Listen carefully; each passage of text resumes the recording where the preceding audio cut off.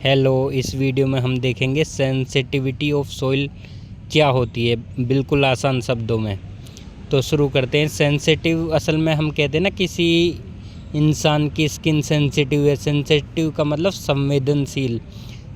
हम कहते हैं कि वो इंसान जो है ज़्यादा धूप में काला पड़ जाता है, ज़्यादा सर्दी हो तो उसकी स्किन फटने लगती है, तो हम बोल देते हैं कि उसकी स्किन सेंसिटिव है। ऐसे ही सोइल में सेंसिटिविटी ऑफ सोइल का मतलब होता है कि उस सोइल में कोई डिस्टरबेंस हो रहा है, कोई प्रतिक्रिया हो रही है, उसके विरुद्ध वो कितना मतलब अपना प्रतिरोध कर रहा है, कितना उस पर फ़र्क पड़ रहा है, उस चीज़ को बोलते हैं सेंसिटिविटी ऑफ सोइल। इसको मैं सिंपल भाषा में कहें तो इसका सिंपल आपको याद रखना है, undisturbed upon remoulding. Sensitivity equal to Q U undisturbed upon Q U remoulding. ये क्यू यू क्या है? Unconfined compressive strength of an undisturbed specimen. और नीचे क्या है?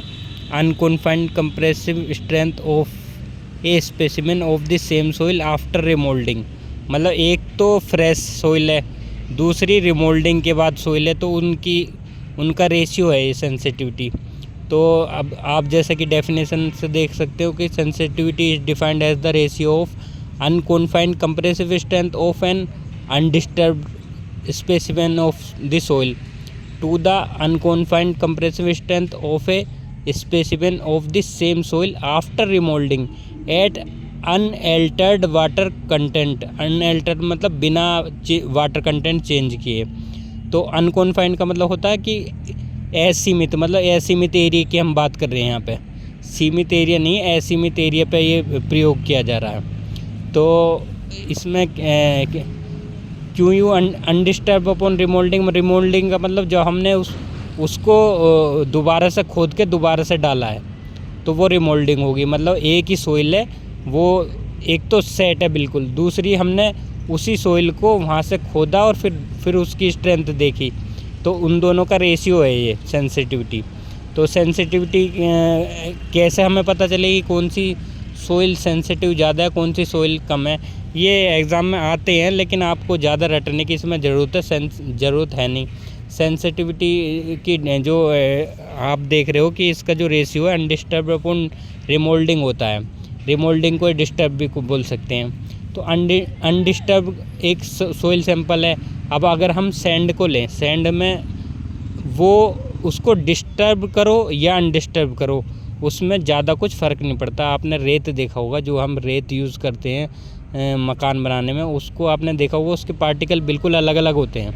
अलग अलग पार्टिकल का मतलब उसको आप हाथ में उठाओ और फिर डाल दो, तो जैसा वो पहले था ऐसी अब है, उसमें कोई ख़ास चेंजेस नहीं होते।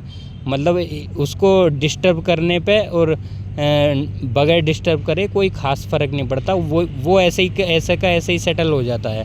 आपने ये प्रैक्टिकली कई बार देखा होगा। तो इसीलिए उस पर ज़्यादा फ़र्क नहीं पड़ रहा, इसीलिए उसकी सेंसिटिविटी 1 से 4 के बीच में होती है। लगभग एक होती है कि मतलब उस पर कोई फ़र्क नहीं पड़ता, डिस्टर्बेंस और अनडिस्टर्बेंस का उस पर कोई फ़र्क नहीं पड़ता। तो सेंसिटिविटी उसकी होगी 1 से 4। अब क्ले होगा, क्ले में बहुत ज़्यादा फ़र्क पड़ रहा है। एक क्ले सोइल है, वो कहीं जमी हुई है और आपने उसको उखाड़ा और फिर दोबारा से उस रेशियो निकाला उनका, तो जो उखाड़ने के बाद वो सेटल नहीं होती, वो ऐसी की ऐसी पड़ी रहती है लंबे टाइम तक, बहुत लंबे टाइम तक पड़ी रहती है। इसलिए देखो क्ले की सेंसिटिविटी कितनी है? 8 से 15। और क्विक फाइन क्ले, उससे भी फाइन क्ले होगी तो 15 से अधिक हो जाएगी। और नॉर्मल सैंड, जो फाइन सैंड भी कह सकते हैं, उसकी सेंसिटिविटी हो जाएगी 4 से 8। अब आपको इतनी बात तो समझ में आ गई होगी कि आप एग्ज़ाम में ये रटने की कोई चीज़ नहीं है। एग्ज़ाम में आप देखोगे तो नॉर्मल रेंज अगर 100% के आसपास है, मतलब 1 से 4 के बीच में, तो नॉर्मल होगी वो कौन सी होगी? कोर सैंड होगा, ग्रेवल होगा। फिर उससे 4 से 8 होगा तो सैंड होगा, 8 से 15 होगा तो क्ले हो जाएगा, और 15 से भी अधिक है तो फाइन क्ले हो जाएगा। तो सेंसिटिविटी कुछ नहीं है कि ये रेशियो है अनडिस्टर्ब अपॉन डिस्टर्ब का। मतलब एक अनकॉन्फाइंड एरिया है, उसकी कंप्रेसिव स्ट्रेंथ है अनडिस्टर्ब केस में, और दूसरा अनकॉन्फाइंड एरिया है उसकी कंप्रेसिव स्ट्रेंथ है रिमोल्डिंग केस में या डिस्टर्ब केस में। उन दोनों का रेशियो है। आई थिंक आप समझ गए होंगे। मैंने इजीली लैंग्वेज में थोड़ा सा वीडियो बड़ा लग रहा होगा आपको, लेकिन इजी लैंग्वेज में आप समझ गए। आई थिंक ये रटने की कोई चीज़ नहीं है इसमें। तो नेक्स्ट वीडियो के साथ फिर से मिलते हैं, तब तक के लिए थैंक यू सो मच।